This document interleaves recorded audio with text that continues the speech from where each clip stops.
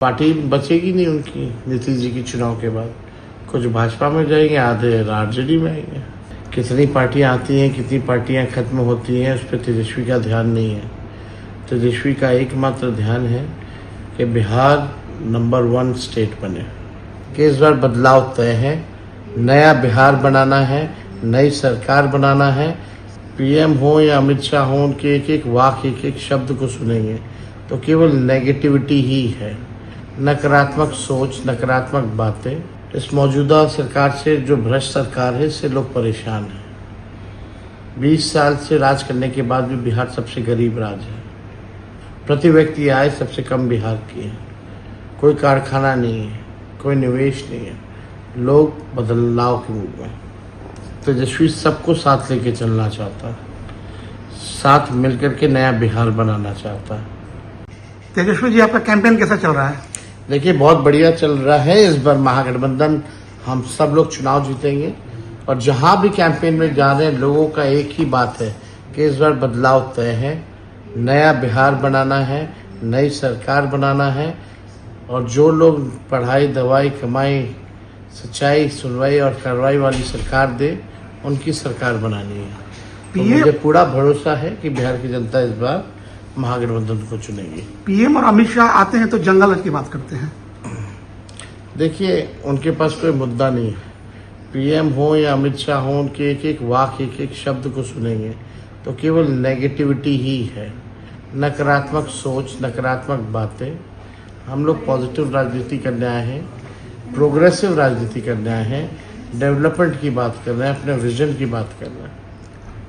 कहा जा रहा है कि आप तो सीएम फेस अनाउंस हो गए, मुकेश सहनी भी अनाउंस हो गए, क्या कोई मुस्लिम सीएम की भी बात है क्या, डिप्टी सीएम की? देखिए, उस दिन प्रेस कॉन्फ्रेंस में साफ तौर पर अनाउंस हुआ है कि मुकेश जी के अलावा भी और कई उप मुख्यमंत्री होंगे। तो हमको लगता है समय पर इसका भी घोषणा हो जाएगा। ये आप सीएम फेस की आपको घोषणा होगी, आपको लगता है कि आपकी जो रिस्पॉन्सिबिलिटी है वो बढ़ गई है?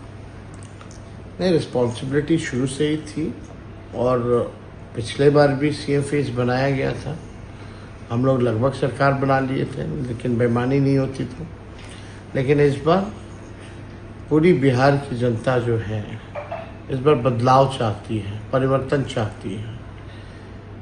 इस मौजूदा सरकार से, जो भ्रष्ट सरकार है, इससे लोग परेशान हैं। 20 साल से राज करने के बाद भी बिहार सबसे गरीब राज्य है। सबसे ज़्यादा पलायन यहाँ से है, सबसे ज़्यादा बेरोजगारी यहाँ से। प्रति व्यक्ति आय सबसे कम बिहार की है। कोई कारखाना नहीं है, कोई निवेश नहीं है, लोग बदलाव के मूड में। बिहार में एक नई पार्टी आई है, जन स्वराज, प्रशांत किशोर की, जो पहले पॉलिटिकल स्ट्रैटेजिस्ट है, उनको आप ऐसे चैलेंज देखते हैं? देखिए, हमारे लिए एक ही चैलेंज है, बेरोजगारी को ख़त्म करना, और उस काम में हम लगे हुए हैं। कितनी पार्टियां आती हैं, कितनी पार्टियां खत्म होती हैं, उस पर तेजस्वी का ध्यान नहीं है।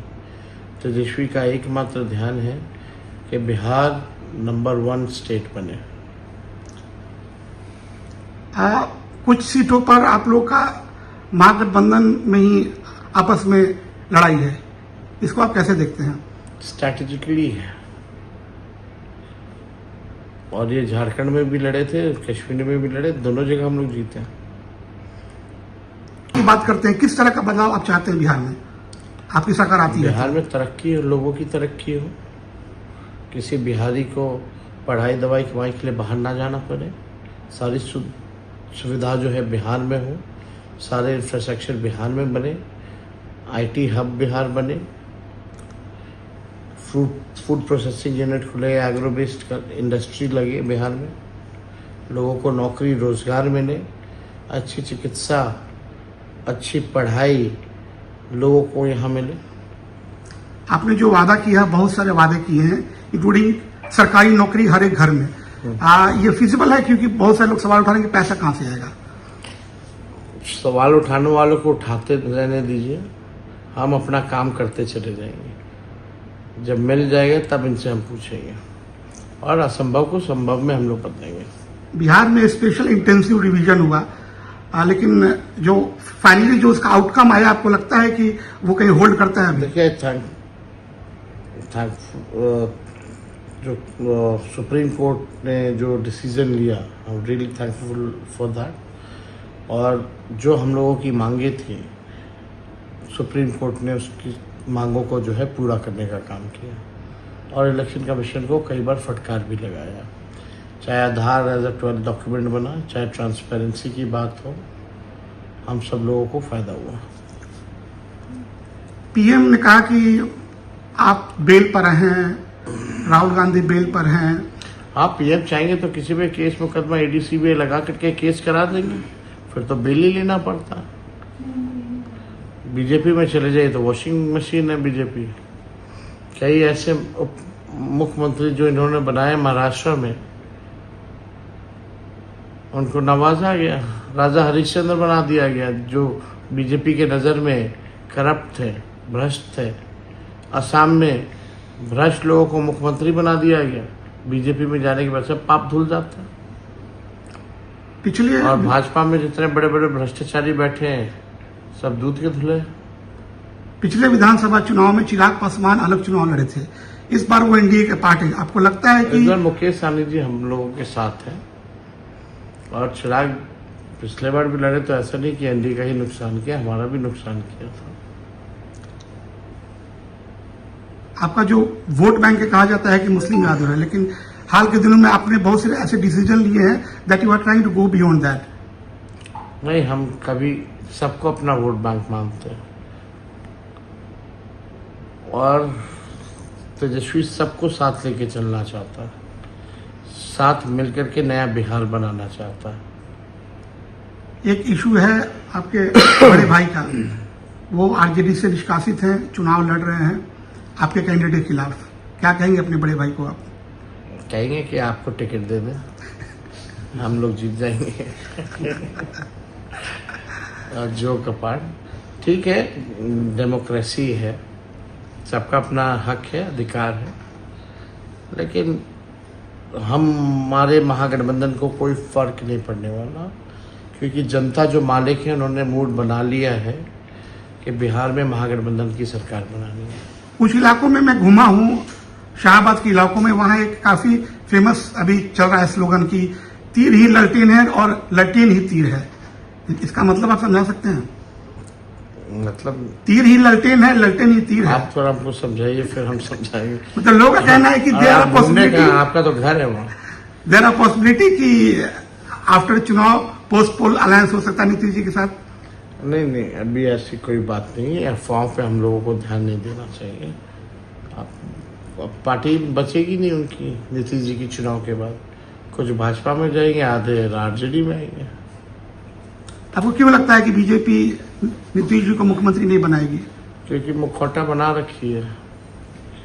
प्रशासन तो आप कंट्रोल अमित शाह कर रहे हैं, बिहार बैठ करके चीफ सेक्रेटरी से लेकर डीजीपी सब उनको रिपोर्ट करते हैं। पहले तो ऐसा नहीं होता था।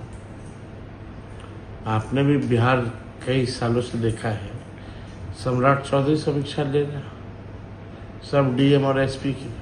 आज तक ऐसा नीतीश जी ने किसी को नहीं करने दिया। नीतीश जी बोलते हैं कि आप बच्चे हैं। हाँ तो है, उनके लिए तो है ही,